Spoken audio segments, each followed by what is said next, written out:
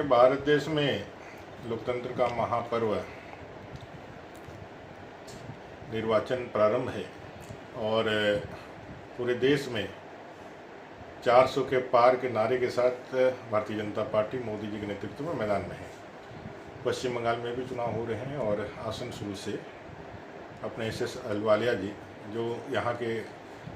भूमि पुत्र भी हैं, यहीं जन्मे हैं और बहुत वरिष्ठ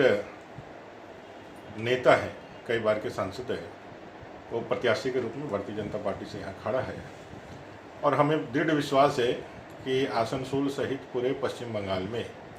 इस बार 28 से ज़्यादा सीटें जीत करके 30 के करीब सीटें जीत करके भारतीय जनता पार्टी 400 के पार के नारे को पूरा करेगी और यहाँ अहलुवालिया जी 100% जीत दर्ज करेगी। वहीं दूसरी ओर सर, ये आपका शत्रुघ्न सिन्हा जी कह रहे हैं कि मोदी सरकार 400 की जो नारा लगा रहे हैं 160 170 में सिमट जाएगी, इसको लेके क्या कहेंगे? कांग्रेस दर्शक दीर्घा में जाने वाली है, उनके 40 सीटें भी नहीं बचने वाली है। जिस तरह के बयान उनके नेता दे रहे हैं, जिस तरह के बांट करके राजनीति करने का काम पूरे देश के अंदर कांग्रेस कर रही है। अभी सैम अंकल जी का एक वक्तव्य आया है, बयान आया है, जो कांग्रेस पार्टी के सलाहकार हैं, पॉलिटिकल सलाहकार हैं, जो बाहर रहते हैं और वहाँ से राहुल गांधी जी के साथ पूरे देश का नीति कांग्रेस पार्टी का दृष्टि तय करते हैं। उन्होंने बड़ा ही आपत्तिजनक बयान किया है। नस्लवादी टिप्पणियों के साथ साथ राहुल गांधी जहाँ दक्षिण भारत को लड़ाने के लिए और उसके साथ वोट लेने की जहाँ कई एक बयान दे चुके हैं, वहीं सैम पित्रोदा का यह कहना कि भाई नॉर्थ भारतीय जो है वो चाइनीज जैसा दिखते हैं और साउथ इंडियन जो है अफ्रीकन दिखते हैं और जो गुजरात और इधर हैं वो सऊदी अरेबिया और वहाँ के लोग दिखते हैं। ये साफ दिखलाता है कि भारत और भारत वर्ष से ये कांग्रेस का किसी प्रकार का कोई भी प्रेम नहीं है। वो सिर्फ इस देश को लूटने के लिए ही एक चारागाह के रूप में इसको देखते हैं और यहाँ के लोगों को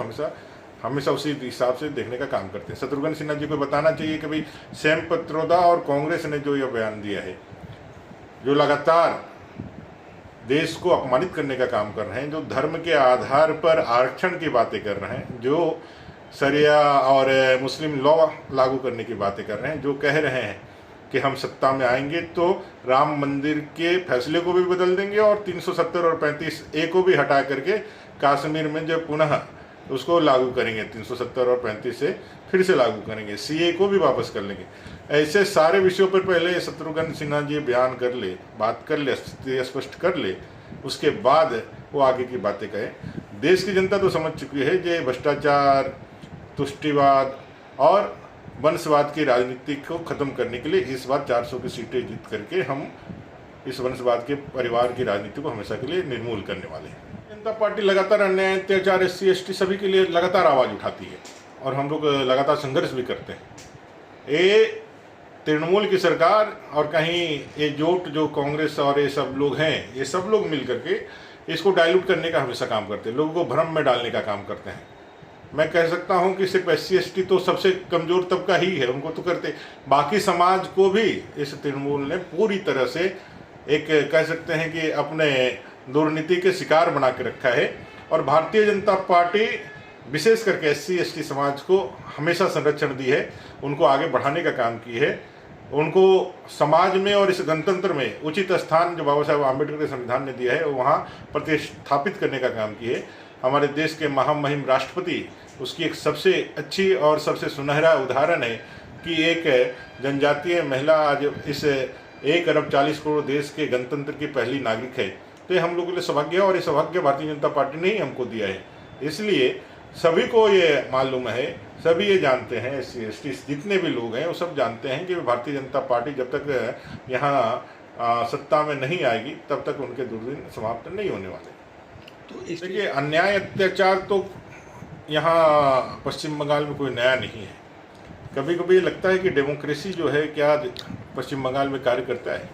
ये पूरा ऑटोक्रेटिक स्टेट बना हुआ है जहाँ लॉ एंड ऑर्डर का कहीं कोई आइन का कोई मतलब नहीं है, सिर्फ और सिर्फ उनकी अपनी दुर्नीति चलती है। और जिस तरह से भयावह दृश्य संदेश खाली से पूरी दुनिया ने देखा है, और उसको तुष्टिकरण की राजनीति के लिए ममता दीदी की सरकार ने जैसे उसको पूरी तरह से बचाने और उसको संरक्षण देने का काम किया है, ये तो सिर्फ एक राजनेता के रूप में नहीं, मानवता के रूप में भी ये बहुत बड़ा राक्षसी प्रवृत्ति वाला व्यवहार या कार्य है। ऐसा ही एक अमानवीय व्यक्तित्व भी हो सकता है कि भाई इस तरह का कोई दानव तुल्य ही कोई व्यक्ति हो सकता है या कोई संगठन हो सकता है जो इस तरह का काम को संरक्षण देना चाहे। इसलिए संदेश खाली से भी एक बड़ा मैसेज है जो वहाँ की माताओं बहनों ने इस अन्याय अत्याचार के खिलाफ कमर कस करके तैयार हुई और दुराचार के खिलाफ उन्होंने अपनी आवाज़ बुलंद की, अपने जान की परवाह किए बिना, अपने बच्चों के, अपने परिवार के जान की परवाह किए बिना। ये बहुत ही सराहनीय है और मोदी जी सहित हम सब लोग उनके संघर्ष के साथ खड़ा है। और संदेश खाली के जो अन्याय है वो सिर्फ एक वानगी है, ऐसे कई एक संदेश खाली और कई एक शाहजहां पूरे पश्चिम बंगाल में जगह जगह पर बैठे हुए हैं। ऐसे घुसपैठिए बांग्लादेशी लोगों को उखाड़ करके बाहर फेंकने के लिए मोदी जी की सरकार वापस आनी जरूरी है और राज्य में भी